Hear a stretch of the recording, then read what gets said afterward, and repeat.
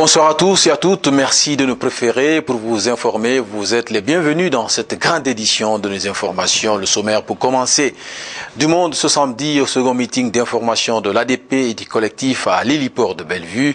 Comme au précédent meeting au stade de Koleya, il y a tout juste une semaine, les leaders de cette frange de l'opposition ont dénoncé ce qu'ils qualifient de gestion unilatérale du processus électoral conduisant aux législatives. C'est possible que les habitants des communes de Matoto et de Ratoma aient du courant de manière régulière dans moins de 20 mois. Le projet de réhabilitation et d'extension du réseau électrique de ces deux communes a été lancé ce samedi. Une usine de fabrication de poteaux à béton a aussi été inaugurée. Puis Fodé Souma, décédé à Paris il y a quelques jours, sera inhumé demain dimanche à Frigiagbe, son village natal. Son corps a été exposé ce samedi au Palais du Peuple pour des hommages dus au prorata des services rendus à la nation. C'est tout pour le sommaire. Encore une fois, bienvenue à tous. Les mêmes dénonciations encore ce samedi dans les discours des leaders de l'ADP et du collectif. Ces derniers ont pu finalement tenir leur meeting d'information et de sensibilisation ce samedi, le second du genre après celui du stade de Koleya la semaine dernière. C'est à l'héliport de Bellevue que cette frange de l'opposition guinéenne, qui refute ce qu'elle qualifie de gestion unilatérale du processus électoral censé aboutir à la tenue des législatives le 8 juillet prochain, que les militants et sympathisants de ces deux blocs politiques se sont réunis. Dans l'ensemble, tout s'est déroulé sans heurts. Reportage Aboubakar Kondé. Après s'être rassemblés au siège de l'Union des forces républicaines à Matam, des leaders de l'ADP et du collectif ont pris la direction de l'héliport de Bellevue. Là, une foule en liesse les a accueillis avec enthousiasme, brandissant des pancartes sur lesquelles on pouvait lire « Abat la fraude »,« Non au bourrage des urnes » ou encore « Élection transparente, gage de paix ». Des leaders présents se sont relayés pour passer leur message, certains dans les langues vernaculaires Soussou, Malinké, Pelé et Poulard. Dans son intervention, le leader de l'UFC a salué la bravoure des militants qui agissent selon lui sans condition. Les militants de l'ADP et du collectif, à la différence d'autres militants, agissent par conviction. Personne ne vous a donné un franc pour venir à ce meeting. Personne n'a mis à votre disposition des bus pour vous transporter. Si vous êtes venus ici, c'est parce que vous croyez en une Guinée meilleure. Une Guinée meilleure qui passe par la tenue des élections législatives libres et transparentes, estime-t-il, d'où l'organisation des meetings de sensibilisation sur les enjeux de ces échéances électorales. Nous demandons la recomposition de la CENI, car elle ne répond plus au paysage politique actuel. Le fichier électoral doit être élargi complètement et dénué de toute fraude, de toute mascarade électorale. Êtes-vous d'accord pour une élection libre et transparente? Oui, ont répondu massivement les militants et sympathisants de ces deux blocs politiques. Le leader de l'UFR pense aujourd'hui qu'il y a des points sur lesquels on peut interpeller le gouvernement actuel. On a dit qu'on a distribué les engrais pour les populations. Qu'est-ce qui est sorti dedans? Zéro. On a dit qu'on va établir les soins médicaux gratuits. Quel est le résultat? Zéro. On nous a mis des magasins témoins dans les quartiers. Quel est le résultat? Zéro. On a dit qu'on va distribuer le riz à 20 000 francs le sac. Quel est le résultat? On nous a dit dernièrement qu'on allait nous donner l'électricité en 6 mois. Quel est le résultat? C'est pour toutes ces raisons qu'il manifeste pour que la prochaine Assemblée nationale soit le reflet, disent-ils, de la volonté du peuple de Guinée, ce pour mieux contrôler l'action gouvernementale. De son côté, le parti au pouvoir, le RPG, à travers un mouvement de soutien dénommé Mouvement Alpha 2010, a organisé un grand rassemblement ce samedi dans un espace de jeu à Bessia. À cette occasion, plusieurs leaders de partis politiques, membres du grand parti RPG Arc-en-Ciel, de réaffirmer leur soutien aux idéaux de paix, de réconciliation nationale et au programme de changement proposé par le président de la République. Le compte rendu de notre équipe de reportage dans nos prochaines éditions d'information. Un mot de politique encore avec la campagne présidentielle française qui se joue également à l'extérieur de l'Hexagone. Les partis en course à la présidentielle et aux législatives, dont le premier tour est prévu pour le 22 avril, n'entendent pas négliger la moindre voix, et celle des Français de Guinée attire la convoitise du Parti socialiste français. Sa délégation en séjour dans notre pays était ce samedi face à la presse, occasion pour les envoyés du parti dirigés par Martine Aubry d'expliquer les raisons de leur présence sur le sol africain de Guinée. Compte rendu Aminata Djontun Diallo. Les 22 avril et 6 mai prochains, les Français choisiront le chemin que leur pays empruntera pour les 5 ans à venir. C'est en prélude à ces élections présidentielles et législatives qu'une délégation du Parti socialiste français en séjour en Guinée a animé une conférence de presse pour expliquer aux journalistes la vision du PS dont le candidat est François Hollande avec pour slogan « Le changement, c'est maintenant ». Ces partisans du parti de la gauche, après avoir transmis le salut fraternel du candidat du PS, sont revenus sur les engagements de Hollande pour la France. Nous avons fait des propositions à la fois pour la France et pour réorienter la construction européenne, et c'est possible, mais aussi pour les Français qui vivent ici en Guinée ou qui résident à l'étranger, dans le domaine de la scolarité, faire baisser les frais d'inscription, dans le domaine de la sécurité sociale, améliorer leur couverture, dans le domaine de la coopération, d'abord le redressement dans la justice. Redresser un pays qui s'est affaissé industriellement, affaissé socialement, affaissé économiquement, affaissé culturellement et affaissé internationalement. Plus loin, Pouria Amir Saï a souligné que la jeunesse française est sans repère et qu'à la différence des autres candidats, Hollande n'a jamais géré un portefeuille ministériel. Pour la première fois, c'est une vieille demande du Parti socialiste, les Français qui vivent à l'étranger vont pouvoir désigner leurs députés à l'Assemblée nationale. Ça veut dire qu'ils vont pouvoir eux aussi maintenant être dépositaires d'une part de la souveraineté nationale en contribuant par leurs représentants à l'élaboration et au vote des lois. De toutes les lois, sans exception. Mais il y a une dimension particulière pour eux, justement, Français vivant hors de France, c'est exactement ce qu'ils demandent depuis longtemps, c'est-à-dire une meilleure prise en compte de ce qu'ils vivent au quotidien. C'est-à-dire d'abord une meilleure reconnaissance de leurs actions, concrètes au quotidien. Pour cette délégation du Parti français, un socialiste au pouvoir est une nouvelle occasion pour les Français de relancer la France au niveau national et international. Le gouvernement guinéen, déterminé à résoudre l'épineux problème de desserte en électricité, en plus de l'existence désormais d'une usine de fabrication de poteaux à béton en Guinée, une usine inaugurée ce samedi. Dans moins de 20 mois, les communes de Matoto et de Ratoma devront être desservies régulièrement en courant électrique.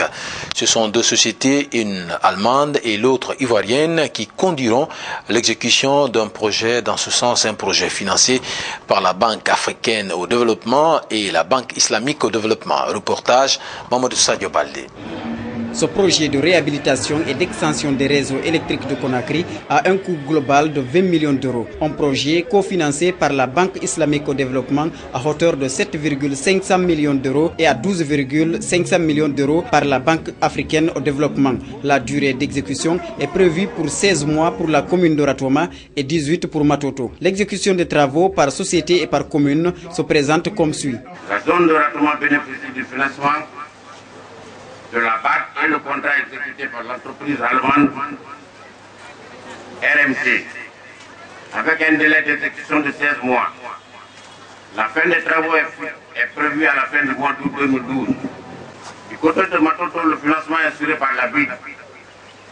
Le contrat exécuté par l'entreprise ivoirienne K2R Énergie pour un délai d'exécution de 18 mois. La fin des travaux est prévue pour mars 2013. La supervision est assurée par l'entreprise ivoirienne AIVC. La société de réhabilitation de moyenne tension RMT a associé plusieurs sociétés locales, une façon de favoriser l'emploi de la main-d'œuvre locale. Nous travaillons avec 5 sous-traitants locaux pour la construction génie civil des fosses et 5 autres sous-traitants pour la réalisation du réseau basse tension. Nous estimons qu'il y a plus de 200 personnes qui sont employées, soit par nous-mêmes, soit par nos sous-traitants. Ba Ousmane, représentant du Premier ministre, parle d'une demande légitime des populations à réclamer l'électricité aux autorités. C'est pourquoi, dit-il, le chef de l'État s'est mis à la tâche.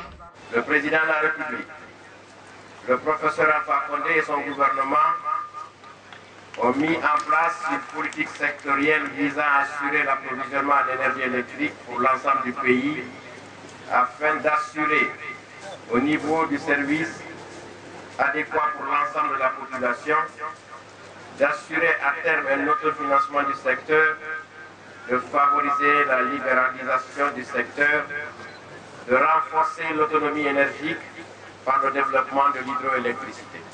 Déjà, un des secteurs du quartier Nongo, situé dans la commune de Ratoma, bénéficie depuis vendredi de la fourniture de l'électricité grâce à la mise en place de ce transformateur. Table ronde à Conakry, vendredi, pour tenter de renforcer le système pharmaceutique guinéen.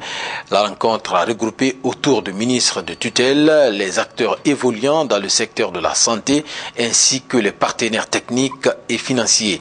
Il s'agissait pour eux de plancher sur les nombreuses difficultés rencontrées par la pharmacie centrale de Guinée afin de l'aider à qualifier sa prestation auprès des populations. Alpha Omar Bari. C'est une table ronde qui a regroupé autour du ministre de tutelle les acteurs de santé, certains diplomates accrédités en Guinée, mais aussi les partenaires financiers et techniques. Au centre des préoccupations, le renforcement du système pharmaceutique en Guinée. Le représentant de l'OMS a indiqué pour la circonstance que l'accessibilité aux médicaments dans les pays en développement constitue l'un des points des OMD. La dernière évaluation de ces objectifs, réalisée en 2008 au niveau mondial, a montré que les médicaments génériques ne sont disponibles que dans 38,1% des établissements publics et à un prix moins de 250% plus élevé que le prix de référence. En Guinée, le constat est amer dans le secteur malgré les nombreux efforts engagés par le gouvernement. Quant à la Guinée, bien que les efforts du gouvernement soient de plus en plus manifestes dans l'organisation du secteur pharmaceutique et dans l'accessibilité des médicaments essentiels, ce secteur connaît encore plusieurs difficultés en termes d'accessibilité aux produits pharmaceutiques, de la coordination des activités des partenaires œuvrant dans le secteur, du contrôle de qualité des produits pharmaceutiques et de l'utilisation rationnelle et de la mise en œuvre de la politique pharmaceutique nationale. L'ambassadrice des États-Unis s'est quant à elle appesantie sur les efforts du gouvernement guinéen dans la lutte contre le paludisme. Des efforts qui, selon Patricia Moller, font suite à la visite en novembre 2011 du professeur Alpha Condé aux États-Unis. Visite au cours de laquelle les deux gouvernements ont lancé l'initiative présidentielle contre le paludisme en Guinée. Elle dira par ailleurs que le gouvernement américain fera son possible pour aider la pharmacie centrale de Guinée à qualifier sa prestation. So now, in Guinea, ainsi, maintenant en Guinée, la distribution efficace et à temps de médicaments spécialement contre le paludisme est plus importante que par le passé. Notre objectif est de fortifier et de renforcer le système pharmaceutique de la Guinée à travers une sensibilisation visant à aider la pharmacie centrale, la Direction nationale de la pharmacie et le laboratoire. Nous cherchons à l'avance un moyen pour renforcer le système pharmaceutique et améliorer l'accès aux services de soins de santé pour le peuple de Guinée. Pour le ministre de la Santé, le secteur a été confronté à d'énormes difficultés liées au contexte sociopolitique du pays. Le manque de médicaments et la rupture de stock ont contribué à l'augmentation de la mortalité infantile et néonatale. Le secteur pharmaceutique, comme tous les autres secteurs en Guinée, a connu des difficultés liées au contexte socio-économique et politique. Les activités du secteur pharmaceutique n'ont pas été sans incidence général sur la situation sanitaire de la population guinéenne. Des ruptures récurrentes de stock au niveau des points de prestation de services et le manque d'approvisionnement ont aussi contribué aux effroyables taux de morbidité et de mortalité maternelle et infantile, avec comme conséquence la crise de confiance et la décrédibilisation du système de santé. Deux exposés suivis de projections ont été présentés par la directrice nationale adjointe de la pharmacie et des laboratoires et du directeur national de la pharmacie centrale de Guinée. La cérémonie a pris fin par des recommandations faites par les participants pour une meilleure rentabilité de la pharmacie centrale de Guinée. Naissance du cercle d'orientation pour le développement de Macenta, CODEMA. L'ONG a été officiellement lancée hier à Conakry. Selon ses membres, elle a été créée à cause de la crise structurelle récurrente qui secoue ces derniers temps la vie des populations de la préfecture de Macenta. Un bureau de 14 membres a été mis en place pour piloter les actions de développement en faveur de la ville de Macenta. Le reportage de Elhaj Omar Bari.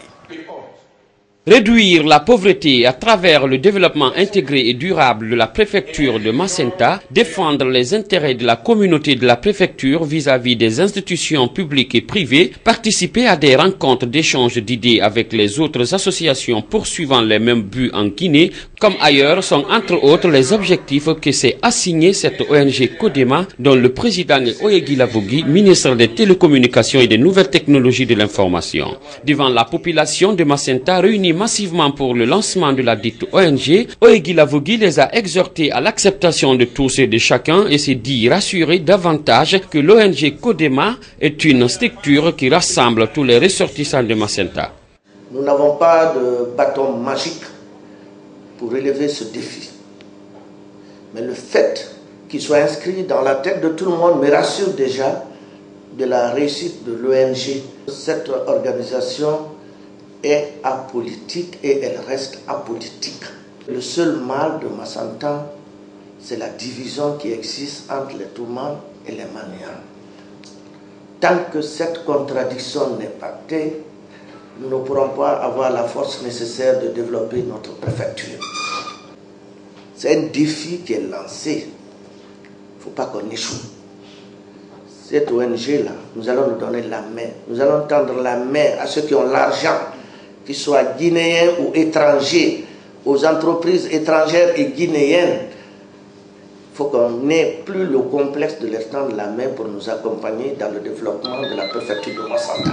La raison est bien la crise structurelle récurrente qui secoue la vie des populations de Macenta, notamment les différends qui existaient entre les Tomas et les Manians. Désormais, la création de CODEMA regroupe toutes les ethnies de cette préfecture. La création de CODEMA vient pour résoudre les troubles sociaux qui sont à la base d'ailleurs du déséquilibre socio-économique de Macenta et qui ne peut trouver sa solution qu'à travers une structure qui prend en compte effectivement les priorités de développement de la préfecture. Les membres du conseil d'administration pour la période 2012-2014 ont été connus au vu et au su de tous les ressortissants de Macenta. Ils sont au nombre de 17 mandats renouvelables chaque année si les résultats ne sont pas probants.